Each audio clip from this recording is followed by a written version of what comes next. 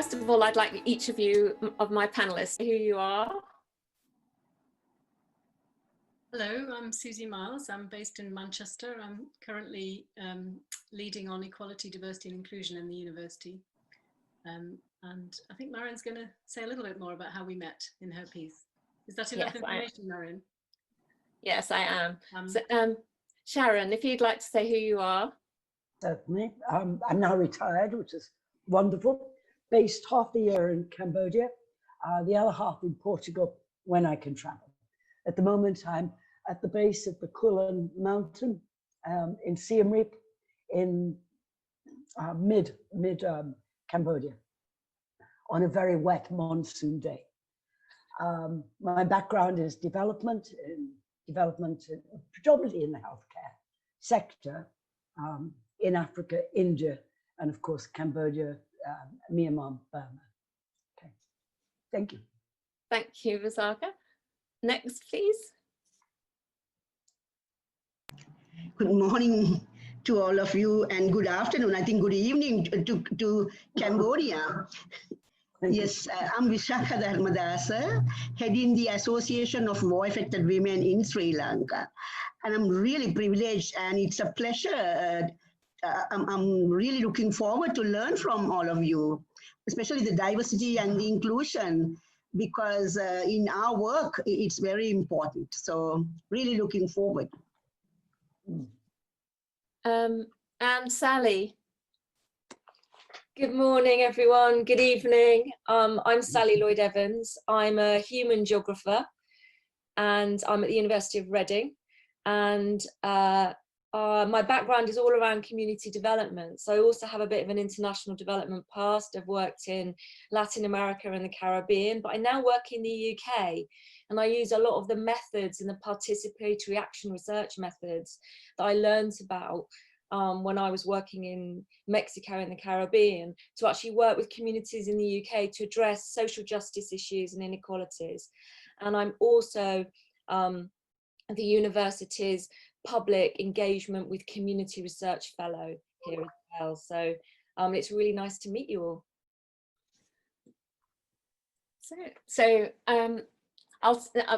You'll hear a little bit more and then I'll ask each in turn to share something of what they have to say. So we're in this place where the world is undergoing such enormously rapid change, and being in the middle of the COVID, it would have been great to have everybody together, but as Visakha and Sharon have both said, that's not to be at this moment in time. But there's a real need for a change in the paradigm of leadership, from that of the autocratic top-down one to something that's much more inclusive and more embodied as well. I've found one definition of a leadership that I find quite helpful, that it's around leadership is achieving goals through the influencing of others and maximizing everybody's efforts in the process. And my hope for the new normal is a form of leadership that is enabling rather than that of telling others what to do. And this panel has arisen due to a book I'm currently writing, a book which has been a long time in the coming, but comes from a really deep conviction that something new is emerging in female psyches today. And that is the voice of the deep feminine beginning to speak more clearly and firmly to many women. And by sharing our inner knowledge, our sacred truths with each other, we're kind of coming into a new way of working and leading, which I'm calling embodied leadership, because embodiment is all about bringing in all of ourselves, all of our physical awareness, embracing through our hearts and being open to our whole self, which includes the mind, the body and the spirit, so that we can work together.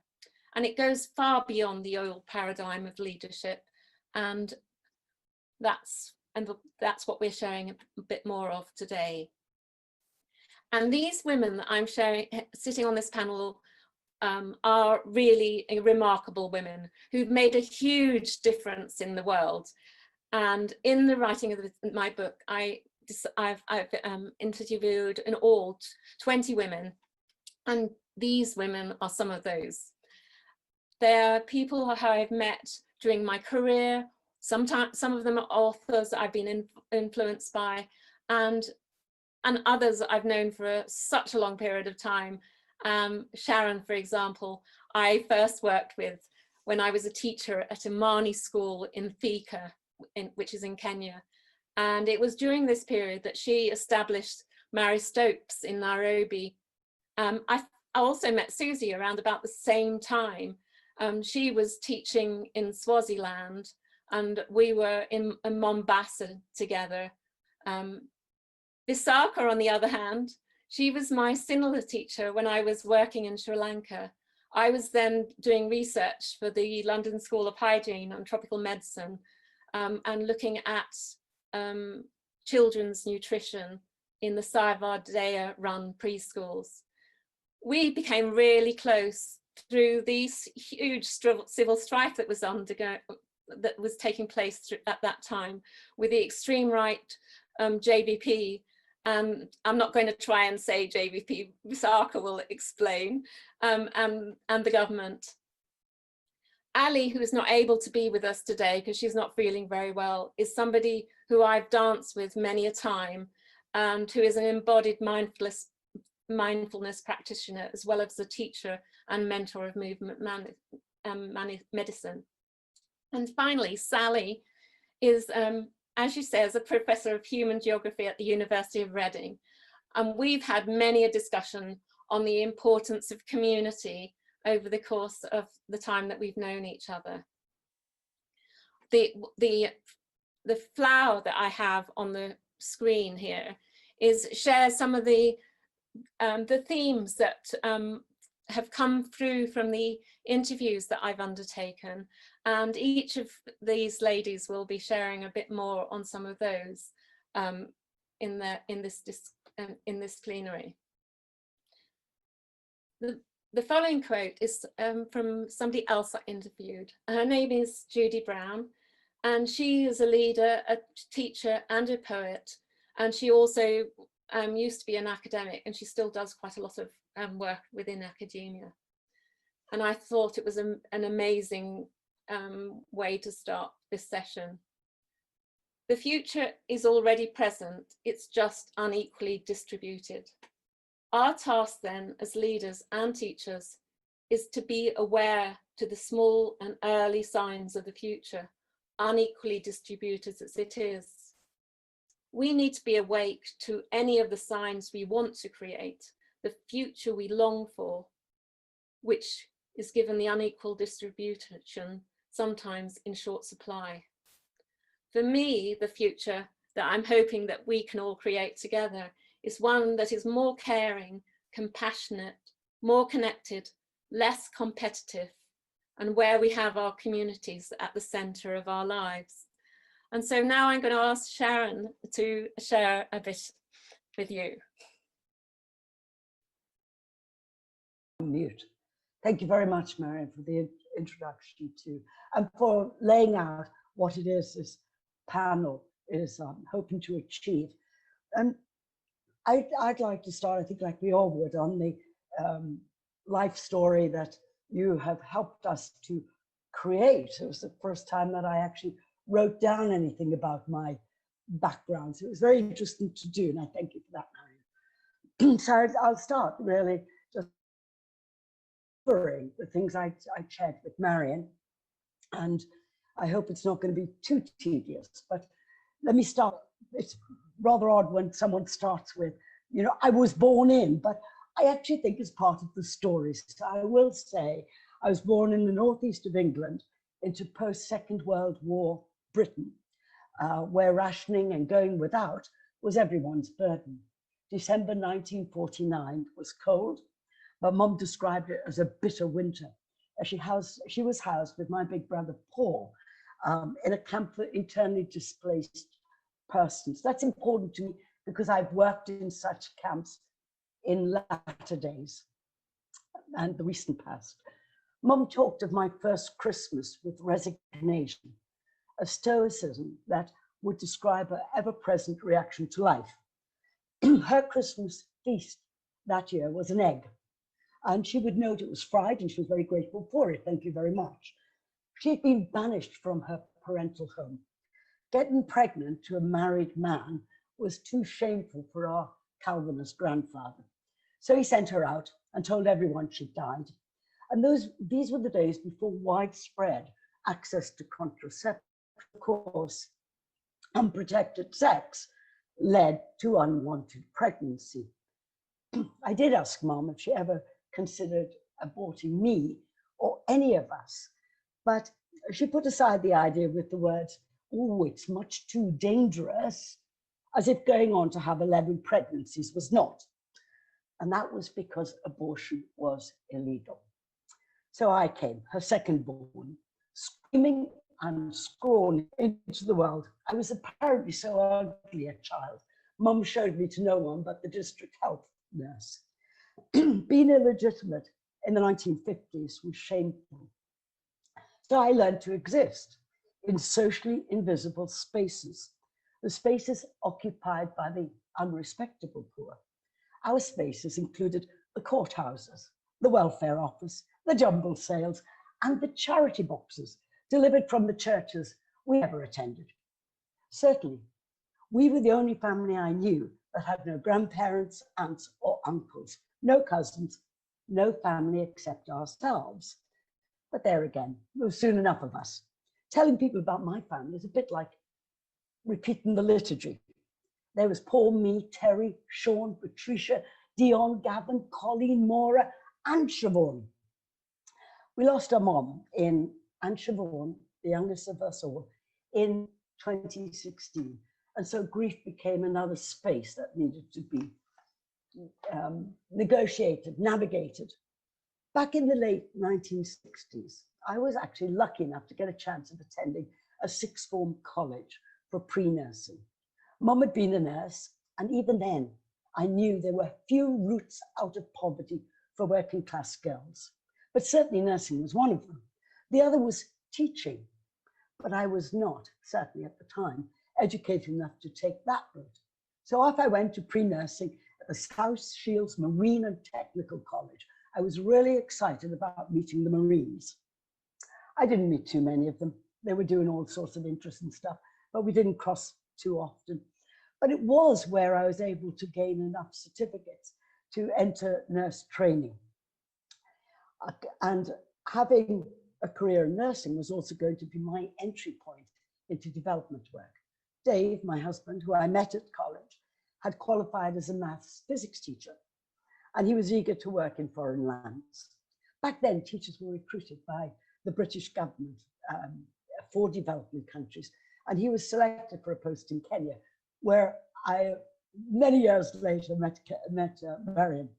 We married and we started working in a small town in the Nandi Hills called Kapsabet, just 60 kilometers from the Ugandan border. Working in healthcare was, for me, a huge challenge, as I had to learn Kiswahili and midwifery. I did both to the extent of being accepted onto the register, while my language skills were never good enough to carry out a real conversation, and certainly not a political one. But the words for push, sukuma, and well done, mazuri sana mama, these were used frequently. I also slowly came to recognize the cross-cultural nature of illness and dis-ease, and returned to UK to read for a degree in social anthropology. Again, this was a time when education was being made open to people who didn't get the opportunities for tertiary education, such as myself. And I didn't have to get the A levels that were required for everyone else. One of my life missions, I think, is to ensure that all women who want access to contraception get it, and that those who have unwanted, unplanned pregnancy do not die in the back streets by extent, and that I want to see that that doesn't happen by extending access to safe and legal abortion. In 1984, we returned to Kenya, and I implemented strategies to establish the Mary Stopes Clinical Network in Africa.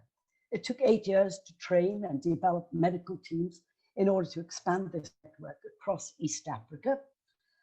It was here that I saw the impact of HIV entering our world, with only children and the very elderly surviving in whole villages, and the huge, ubiquitous and negative health impact of tropical diseases such as malaria and TB.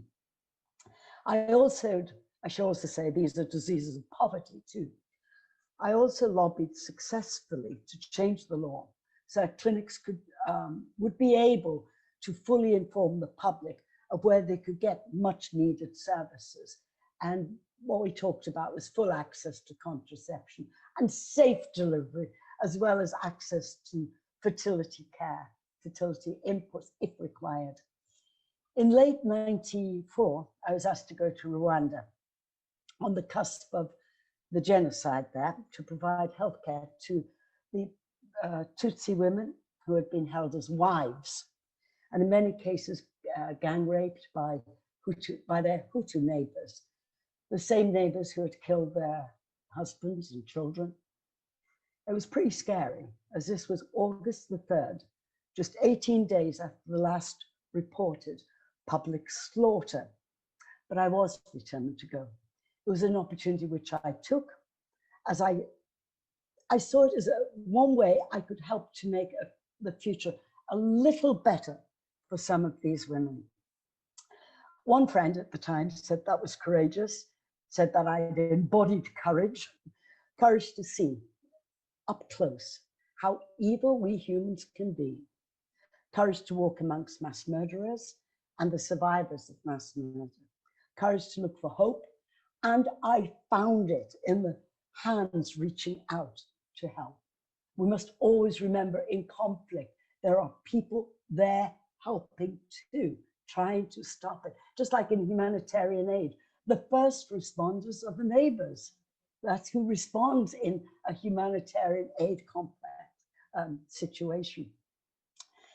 After handing Mary Stopes clinics and educational programs and hospitals over to my local counterpart, I completed a master's degree in health economics at Swansea University. And that's when my career truly became international. I moved into working with the British government in India and with the World Health Organization in Cambodia. Then with Care International as country director, both in Cambodia and Myanmar, Burma. In joining Care, I moved out of my comfort zone, the health sector, and did all sorts of other really interesting things, leading national team members who shared with me their knowledge, their understanding of the situation on the ground in areas of demining, something I hadn't given much thought to previously, agricultural extension work, road building, bilingual education, determining and trying to ensure communities' access to rights while holding duty bearers accountable to these same communities. I worked with the Rohingya, trying to get the legalization and recognition that belonged to them as citizens of Myanmar, Burma. Sadly, that story involved much more after I left Care, and not in a good direction. Watching their story unfold by the news, where they were being forced into refugee camps in Bangladesh, and where genocide is again being raised in the United Nations, I recognize I'm not all that courageous. Certainly not as courageous as mothers who have lost everything. They lifted up their most precious possessions, their backs, placing the elderly in wheelbarrows, and they fled with only the clothes they wore into an existence that hovers on the very edge of extinction. And I look for those with the courage to respond. And I see it in those who work with the 45 internally displaced and the 30+ million refugees our world now has, double that of a decade ago. I look too for the courage of our communities in the Western world to step up, and especially those who claim to embody Christian values. As a friend of mine, an individual who for me embodies civic mindedness, once said, "Are you not your brother's keeper?" Maybe not. but you are your brother's brother. Of the 30 million plus refugees, more than 50% of those are children, and 85% are hosted in developing countries, those countries least able to respond in a holistic way to the massive issues that surround displaced populations. And so I ask the question, do we have the courage to be brothers to the dispossessed and those in harm's way? And as brothers, what would we do? I know there is a lot more to be said about courage and what it needs in this rapidly changing world, but I do think courage is needed. Courage for and on behalf of others. I'll stop now, Marion, if I may, so you can go on to the other panel members. Thank you. Marion, you're muted. Yeah, thank you very much, Sharon. That's lovely. Really moving what you had to say. And I'd like to now ask Susie to share what you have for us. Hello, everyone. I'm going to start my story in 2016, when I simultaneously stepped into probably my first formal leadership role in the university. So I was already 58 and I'd avoided leadership. I just didn't like what I saw and didn't really want to become part of that. But at the same time as stepping into, I was leading on Athena Swan, so gender equality for one's rather large school of environment, education and development. And I took on a 1-year leadership training, which was really embodied leadership. It wasn't learning, there was no note taking, there was no lectures. It was all about the practice of leadership, and it took place in London. It was quite demanding. One of the the requirement of doing this leadership course was to take on a project that involved teamwork. And I really wasn't sure what I wanted to do. I stood up at the first session of the course and dared to say, I'm going to write my autobiography this year, thinking, can't imagine how that will happen, but maybe this is the context of becoming a leader that I could do this. The very next morning, I was having breakfast with this total stranger, a woman, and I asked her what she did, and she said, I teach autobiographical writing. Well, this is an area of work that I had absolutely no idea about. However, I had been telling stories all my life, and even in my lectures, so teaching around areas of social justice and education and inclusion, and in order to bring some of these issues alive for 18-year-olds or even people much older than that, I often found myself telling stories. And they were nearly always stories about living in and around apartheid in Southern Africa. So I'd never lived in South Africa, but I was always in those frontline states for the 12 years I lived there. And I married an African man and had children and had experiences which were shocking and upsetting, but educational. So I started to tell stories, often in very large lecture theatres. So trespassing into the personal. What I wanted to share in talking about clarity, in working out with my team how I was going to produce an autobiographical performance, having never been on stage, not even at school, only been in the stage of the lecture hall, was to slowly distinguish the facts of the stories I've been telling all these years from the story, the embellishing of those stories, the emotional meanings and sadness and upset and anger, and simply to just convey those stories. The person I met at that bed and breakfast that morning became my friend and my coach, and shared a great deal about the art and craft of autobiographical performance, about which I knew absolutely nothing. She told me to watch, her name was Bobby Baker, I think, quite a famous performer, and she used cardboard boxes to distinguish the different stages of her play. I decided to use, and I've got a couple here just to show, I chose different African cloths which designated a particular stage of the story. This one was the one I carried my children in. And so I began with the team to write just one side of A4 and about a critical moment, something that had happened that had been upsetting or frightening that related to apartheid. And they started to give me feedback, and a play or a performance started to emerge. Now, what I hadn't reckoned on when I started on this journey in 2016, that distinguishing the facts of my own journey and creating this performance would free me up as a leader. But that is exactly what it has done. And I have gone on to become what's called an Associate Dean for Equality, Diversity, Inclusion, something that I absolutely would never have foreseen. Marion was in one of the performances that I did in London. The very first performance I did, I thought was going to be the performance, and I had fulfilled on what I'd promised to do. I'd become a performer, I'd delivered a story, I'd entertained people, and now I could tick that off my list, and that was the end. However, the audience wanted more. They were mainly family and friends and students and colleagues from the university. So it was a fairly safe audience, but there was a definite desire for more. So the following month, I did a performance in London, which Marion attended. And I began to respond to further requests and developed the clarity of that story so that it was simply conveying a message that others could make their own meaning out of. I wasn't adding any meaning.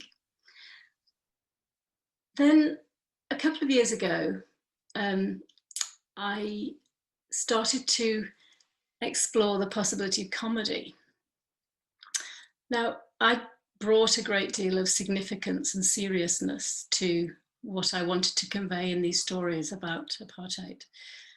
And then realized that actually, if I could communicate these same messages through comedy, it would bring a lightness and fun that perhaps was missing in that original effort to perform. Once again, I could never have imagined embarking on this journey, and I haven't yet done that performance. I do play around with comedy in my lectures and realize that to make people laugh is actually a great skill and a great joy. But yes, I'm delighted to be training and to be embarking upon this journey of comedy, which I'm not quite sure where that's going to lead. I think that's sort of the bare facts of what I wanted to communicate about what I've learned about getting clear about my own story, the facts of that story, and what the becoming a performer has meant for my own leadership in terms of freeing me up to become the kind of leader only I can be, because that's embodying who I am and not trying to be somebody else who models of leadership that I see around me. And I guess that's quite a lot to do with the feminine and the personal. Thank you. Thank you very much. Lovely. And Visakha, can I come to you next, please? Yes, I mean, it's so much to get in, really so privileged to listen to your stories from Sharon as well, from Susie, and also this whole, the whole idea of the leadership, the paradigm shift, and it's, I have been thinking, because my work, I'll come to my work and my life a little later, but I just wanted to say that, especially I think one of you spoke about social injustice. I have been very recently, we were thinking like, I'm 63 years and we have been working a lot on our conflict, the 30-year long conflict that Sri Lanka had. And we were very much close to the peace process.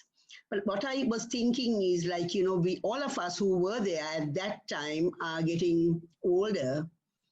And unless we really look back and document these, we were thinking that it's you know, all what we put into that, the future generations will not know. So recently we had a dialogue series which called People to People Dialogue, bringing people from different social strata, clergy of all faith, as well, what do you call, academics, professionals, and civil society leaders, both men and women. And we just had a dialogue, and we were asking, like, we want to, we brought you all to speak about conflicts. What do you think, like, can we select like 3 conflicts of Sri Lanka? And of course, they came with the 30-year-long war as well, the JVP insurrection, what Marion spoke about. That was in 71 it started, then again in 88, 89, which was very bloody, and with 60,000 people killed on the road. And then, of course, the Easter Sunday, which is very, it was last year. These are the 3 sections that the people selected. And then, you know, after the first session of dialogue, we had 36 people divided into 3 groups, so 12 into each dialogue session. And after the first round of dialogues, like, you know, after all the 36 people had the first round of dialogues, where we introduced them to the problem tree and conflict mapping, so that they will identify the actors and, you know, all this. Then when you really looked on the second stage, we were really looking at whether we could find some roots, some connectors, some thread which connects all the 3 conflicts. And one thing what was very clear is the social injustices based on caste and class. Now, about the Easter Sunday bombing, people always say, you know, these are the extremist Muslims, and they did this to go to heaven. But really looking at where the epicenter, or where exactly the leader came in, though in Islam they say that we don't have any caste systems and we are all equal, and things they don't speak. So that's where the communication is coming in, Marion, because I was able to make them comfortable enough for them to really look back, because I don't think even we had 4 Maulavis, you know, the Muslim imams in the group, which came, like 2 came in for one session and another one like in 2 individuals. But they even, I don't think, looked at the Easter Sunday in that sense. They just thought that it was ISIS, you know, connection to ISIS, and that's how it has come. But I was just really going into, in my own communication style of building the trust, because I believe the trust is the most important thing in peace building. So building trust, and when I went deeper to ask them that, the place Kathankudi, what do you think?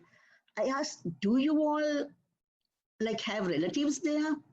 No, we don't have relatives. Why? Do you want, like, you all get married from that village? No, we don't get married from that village. So finally, what we understood is I mean, as Muslims, they don't want to tell about the castes, but there is a division. So this was something very, in a way, fascinating, but it also made us very, to understand that if Sri Lanka don't address the social injustice, in a comprehensive manner, we will have future issues. Because, in 71, we had an uprising, 88, 89, these are southern uprisings. Then a 30-year-long war, which again, based on discrimination, but who double discriminated because of the caste within their own community. And because they are not Hindus, they are Christians. So, all that, even within the LTTE, the Liberation Tigers of Tamil Eelam, these are things, aspects that they don't speak. And that's why very well sharpened communication skills are necessary to dig deep inside to get these. And then, of course, the JP insurrection, that was clear at that time in 71 and 88, 89, it was based on social injustice, especially based on caste. And then the result of it became a new sector of people in Sri Lanka, which we didn't have before. A new class system came to being. A new class system where the money, like people who were even from different class, but who doesn't, the caste which are regarded lower, but money came into, and that class system kind of shifted the caste system. Right now, even the government which fell in 2015, when with lots of hope, we came in, and all of us was very hopeful for Sri Lanka in 2015 because we had this new government, which promised good governance and all. But again, which is not discussed, it was class which really failed that government because the fact that the Prime Minister of that government, he's very arrogant, especially because he believes that he's from this upper class. And also especially because on certain schools, I think some of these things come also from your country to us. These are the colonial remnants of good schools and that particular classes. So I was really, still the dialogues are going on, and we had to stop this month after one because of the COVID situation, because we have the second wave right now. But it will be very interesting because what we are trying to do is, one thing we are looking at what went wrong, what could have been done better, and what could have been avoided in our peace process. At the same time, we are digging much more deeper into the country's social realities. So this is exactly my time. I'm just looking at my time. Because, and that's where I think Marion is giving me a beautiful, very wonderful platform, exactly putting us in contact, because both Sharon and Susie, and I definitely know Sally will have a lot to share, and it will be, for me, a new course of life, because I have been working for peace building. Right now I'm working on reconciliation. But when I found out that this social injustice, that is the root cause, I really want to see how I could address that. So thank you very much, Marion. I'm going to stop at that, but definitely this is a beginning of a conversation, which I really would like to continue. Thank you. Thank you so much, Visakha, for that.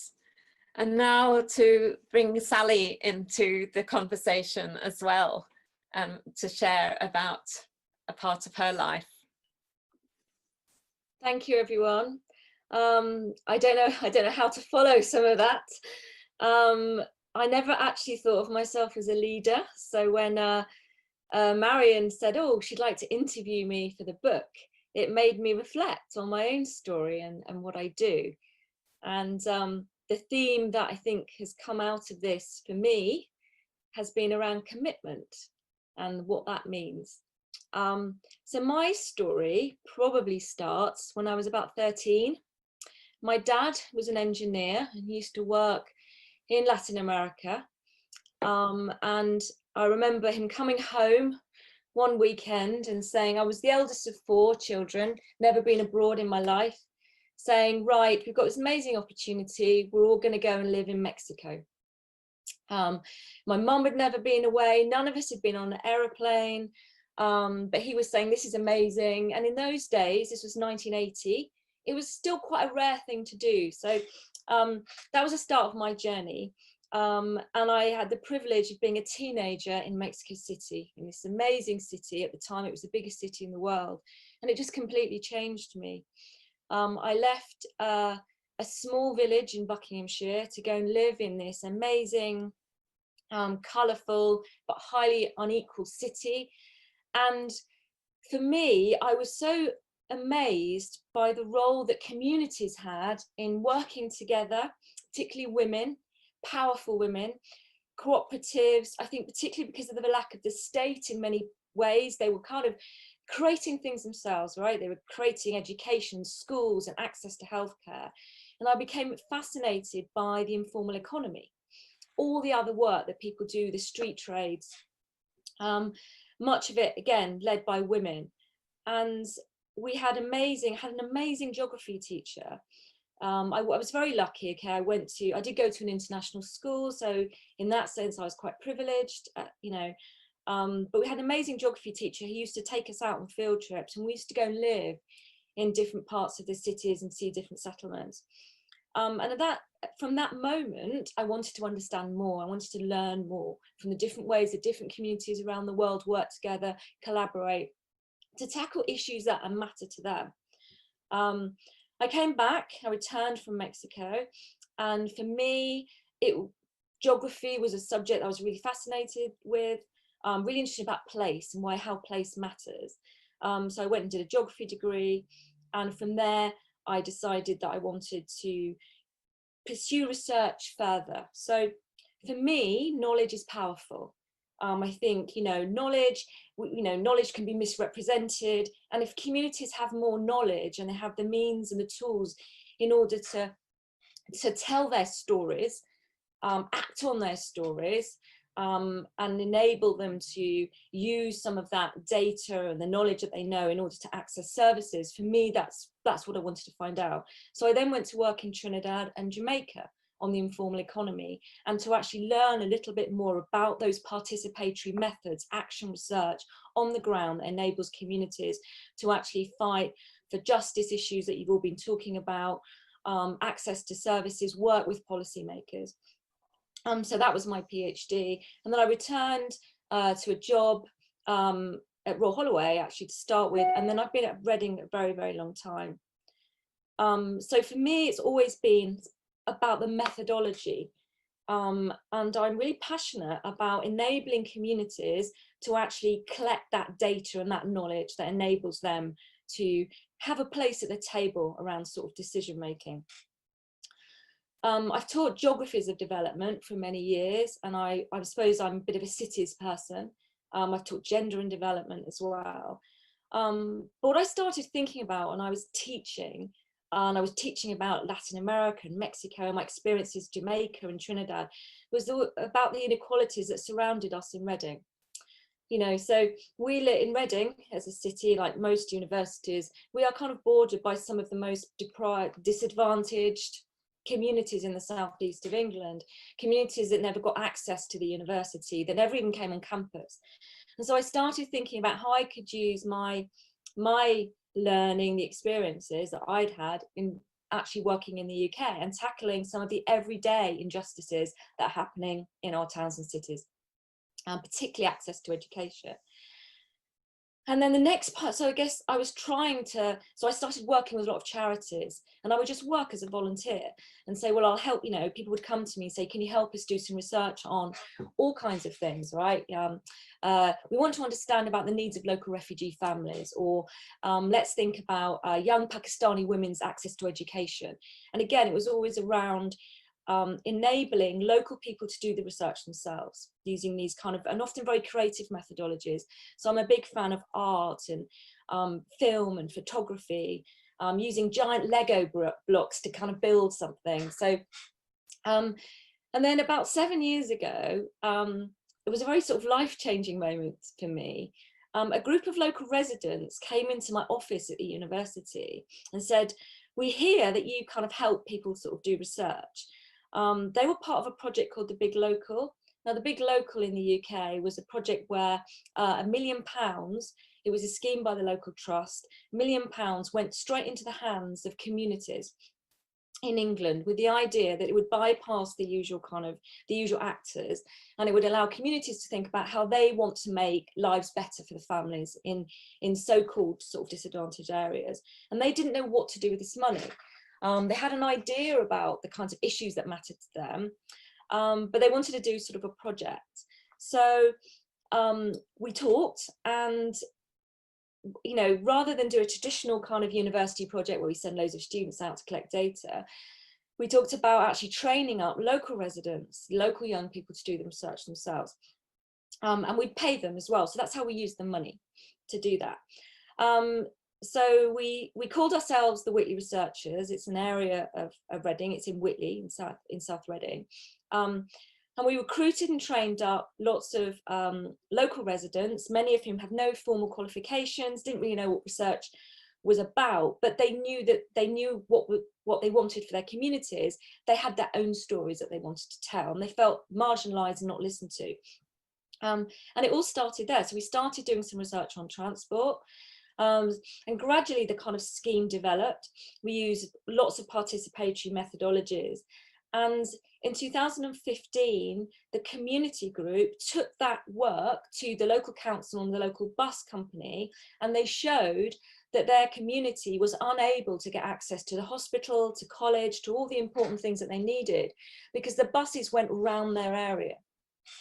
And this, one of the poorest communities in Reading, often had to get 2 buses to get anywhere to access essential services. And what happened is that everyone listened to them, because they'd got this data, they could show it, they showed it visually. And the bus company changed, a commercial company changed the bus routes to connect local families up.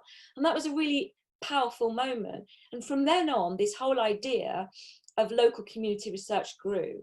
And our collective, because we talk about ourselves as a collective, which is why I don't see myself as a leader, I just see myself as an enabler or facilitator, has grown and grown. And we've done work on access to healthcare. We've done work on arts and well-being, mental health. And then about 2 years ago, we thought about youth voice. And so we went into local schools and we've trained up lots of young people, again, in areas where there's high levels of inequality, to actually to think about collecting the knowledge that tells their story and their voices. And what they wanted to do was talk about their future lives and aspirations, and work with local communities and service providers to make sure that they have those opportunities and they have better access to kind of the education, jobs, and sort of their needs. And that's taken off as well. And the scheme now is attracting interest outside of Reading. We've got other schools in other areas as a kind of methodology. And I think where this made me think about commitment is that for me, communities have to be at the centre of these stories. And I think that's been shown from today. And one way for me is enabling people to be able to tell those stories through research, okay? Because that's really powerful. And it's what policymakers kind of want at the end of the day. And to tell those stories in very creative ways as well, rather than just the usual kind of academic, statistical kind of survey-based research. But I have something else around commitment that I just wanted to sort of finish off with, really. If I have got, I was going to say any time, okay, a couple of minutes, is that this commitment is extremely time consuming and labour intensive. It takes up so much of my life. The groups that I work with, it's a 365-day-a-year job, because the groups I work with have their own issues around homelessness and vulnerability or domestic violence. And so the care work and the support and the mentoring is immense. And the problem for me with that commitment is that all of this labour that goes into this isn't currently valued. Okay, it's not valued in academia. It's still sort of linked as much of that kind of care work to social reproduction. It's not even seen as proper research within kind of academic circles. People often talk about me as messing around with communities, because the work and the sort of the commitment that it takes to do that takes me away from doing the sorts of things that are valued in academia, which are writing journal articles and getting big research council grants in. So I think there's a real need to think about how we can value that work, champion it, and actually work with universities to reshape what they think research is, what authentic knowledge is. And because if universities really want to be civic, okay, and they, that's a big agenda in the UK at the moment, then they need to kind of acknowledge that, because a lot of this work is also undertaken by women, the kind of care work and the mentoring. So there's another side to commitment, which I think we also need to kind of think about. So, and I'll leave that there. Thank you. Oh my goodness. What have we set up here today? Because I really want to make sure that we do have the opportunities to continue this conversation. It's been a majorly powerful one with I found today. So I really do thank you for your input into this. And for me, it's been quite incredible to feel that all of you are so much part of my life, that I have these amazing women that I know and that have done so much within their communities and have such an impact in the places that they are. But now I think we ought to allow some of our other those that are part of the audience, as it were, to come up with some of the conversation, some of the questions that they might have as well.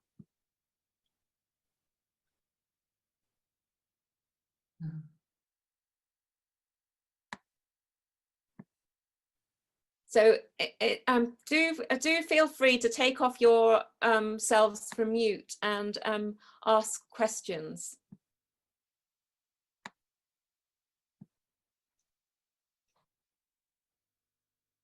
Okay, good morning, this is Jolanda Jansen, and I'm kind of struggling to do myself. I don't really have a question. I really enjoyed listening to your stories, and I am impressed by every single one of you. I just wanted to share that, and I'm also inspired, and so I've been listening and yeah, and have like different takeaways of what you've been sharing about leadership and curiosity and courage is what I heard, and community and honoring your own, but especially I guess what I hear as the common denominator is to honor your own journey and your own path. And so I thank you. I thank you for that. Just wanted to jump in to say that, and alas, I will have to jump off the call in 5 minutes due to another commitment. But yeah, that's what I wanted to share. Thank you, Mary. Thank you very much, Yolanda. Are there any other questions? Because I know that we've only got 5 minutes left. And don't worry too much, Marion, because there's not a back-to-back in this one. So. Oh, wow. So we don't have a back-to-back. Oh, that's really good to know. Thank you. Because one of the things that I've also, as I've been listening this morning, what we are doing here is a focus on relationships as well.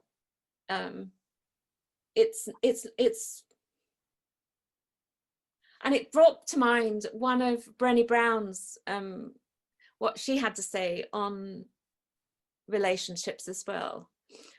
And I really love this quotation of hers. If we embed ecological values, if we focus on relationships, if we position learning as a core value, if we seek to behave as partners in life, then we have the chance to manifest, to organize as individuals working together in a healthy community.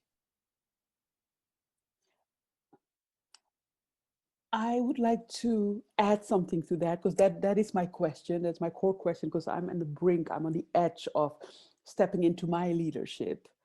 And how it's all about relationships, right? But how do you make sure that you also honor your own relationship amongst everything else in your path of serving? Because that for me is the biggest challenge, because I have been in certain kind of leadership roles, but I always exit burned out, and I would like to prevent that. So I'd love to hear from you. That I wish that Ali, who was also supposed to join us here today, was with us, because she is so good at doing just that. And one of the things that I have learned so much from her is about how we maintain our own awakeness and consciousness, and listen to ourselves really clearly, so that we don't get into that situation that you're describing there. She said, one of the things that she said in what she wrote to me was, as I said already, an awareness of connectedness, connection and interconnection are really important. I think the sooner that we begin to understand humanity as one being, then the better off we're all going to be. I think we are deep in lessons about that at the moment. And I think it's going to be really fascinating to see what emerges from both the pandemic and climate emergency. And perhaps finally to have as leaders the understanding that not only are we connected to each other, we're all connected to something far bigger than any of us, that goes way beyond the rational, and maybe even has logic and agency of its own. Whatever we call this, she says, Gaia, cosmos, or whatever it is. And I think that's perhaps something of what you were asking as well, Yolanda. Mm-hmm. Maybe we should connect Yolanda and your friend. Indeed. Yeah. That's definitely possible too. Mm-hmm. Yeah, I would love that. Sorry, I'm on mute because I don't want to disturb. I would love that. I'd love that. Thank you. But yeah. But if I can ask, and I'm just seeing Physica just in my screen. How do you do that? Do you have any concrete examples of how you stay connected in a relationship, not just to the communities that you serve, but to God and perhaps that higher energy? Okay. For me, being focused, not necessarily only to the higher energy, but to my work. For me, really being very focused. So that, and also, I mean, you know your journey, you can't be distracted because you can't be doing everything. You can't be a leader of all things. You are good, like, I mean, the thing is, you should know who you are and what is your weaknesses and what's your strength, and then work on those. And also, I mean, I was also thinking about Sally and the research. It will be really a nice discourse, Sally, to really look at, because like this particular week, or I think last week, yeah, I have been also discussing with one of the teams who want us to do some surveys exactly in Sri Lanka of the returnees. I was asking them, like, I mean, first tell me, like, why are we doing this? Because when we go to the people and take their time, we do need to justify that. And also we should know exactly where we are taking them, and all the information that we gather, whether it's going to help them, or at least whether it's going to change something. If that is not there, for me, it's pointless of doing a research. So for me, your way of research for me is exactly that's the research that I think all the women, or I think the people would like, the communities would like. So we do need to change that discourse as well. Yeah, absolutely. I mean, for me, it's all about the action, and it's always, you know, it's the next stage. You collect the research. It's what are you going to do with it that really matters? Because so many communities have just been experimented on. You know, we keep going to them, don't we, time and time again, and we want their time, and we don't do anything with it. So but we need to change the whole way that we do that research, because often, particularly in universities, you know, you get funds to collect the data. What happens afterwards? It's the next 5 years of commitment that's important. So, you know, it's that bit for me that is really important. And in kind of response to kind of Yolanda as well, I think, and what you've said, it's also in terms of ourselves, and it is really important about recognizing our sort of limitations, and, you know, and being focused and not being afraid to be honest about some of these things, because we can't do everything. And actually, what I find with the communities I work with, that honesty, one of the first things that we do is to kind of talk about our expectations, what we all want to get out of this, what we think we can bring, and just being really open to the fact that we can't do everything. And if, you know, we also need to be true to ourselves as well, and our families and all the other things that are important to us. Otherwise it's no good, and you lead to disappointment, and your trust breaks down, and those relationships break down. So I think that's really important, but it's taken me quite a long time to get to that stage. When I was younger, I tried to do everything all the time, and I was sort of almost at burnout and really frazzled. And I think it's taken me time to be more confident in who I am and what I can do and what I can't do, and what I'm good at and what I'm not very good at. And making sure that within our team, there's people that can help me do that. And that's only come quite recently, I think, probably for me, probably turning sort of 50, actually. I don't know, there's something about that. It gave me that sort of, you know, I'm different now than I was about 7 or 8 years ago, and a bit more wise to my own mental health and my sort of well-being as well. But yeah, thank you for that, Sally. So Yolanda, do you have to run now? Otherwise, yeah, okay. Maybe we'll meet somewhere else. Thanks, Yolanda, for coming in and asking those questions. It's been really lovely to have you. But the other thing that I think from that, Sally, which I really feel is important, is that whole thing around what you've said about doing things differently. That's one of the things that came from the work that we were doing in Reading, because the joint strategic needs assessment had always been something that was incredibly unwieldy, with lots and lots of graphs and charts and data, and was not very useful in some ways. And the work that we are able to do in bringing in a more community research element to that has meant those stories start to become used in order to change services that actually meet the needs of those most deprived areas. And so I think that even though some of what you are doing is not valued by some, it certainly does make a difference in terms of how we conceptualize and change to things, so that we can have services that in future will make difference to our underserved populations.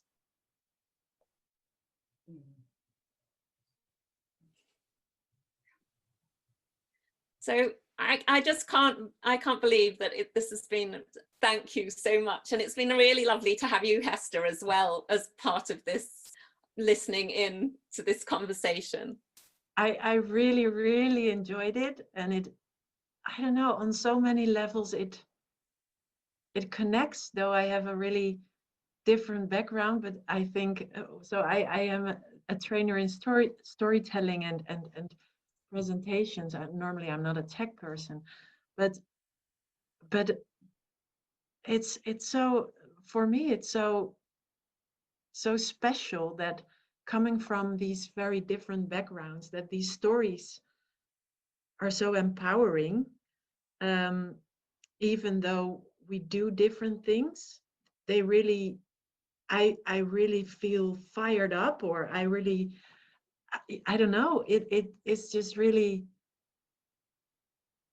yes, there's so much power in stories. And also what came to mind, I think, or what I found in Susie's stories, and also maybe in relation to the question that the woman that just left, that I thought, oh, and these stories also help you to be aware of the meaning of what it is that you do, so that you can stay connected with that in the midst of all the, you know, the things that are happening that might, you know, confuse you.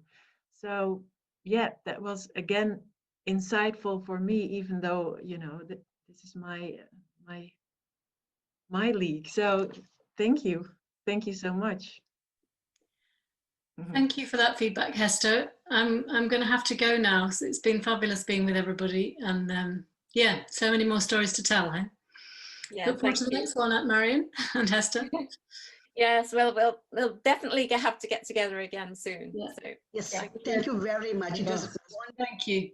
to listen to all of you, and yes, Marion, we definitely do need to come together. I mean, maybe a round of emails first, and yeah, then that'd be lovely. because there's a lot to learn from all of you.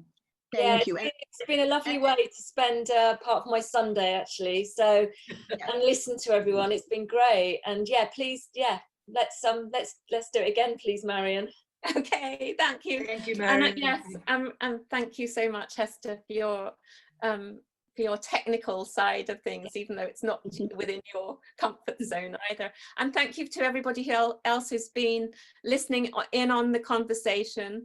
I'm sure you have other things that, as we've probably overstayed our time a little bit, but it's been I've really enjoyed this. And this has been one of the things, and I'm hoping to be able to share more of these stories within my book, and also some of the activities that I utilised for as well in a play shop too. So thank you everybody for coming.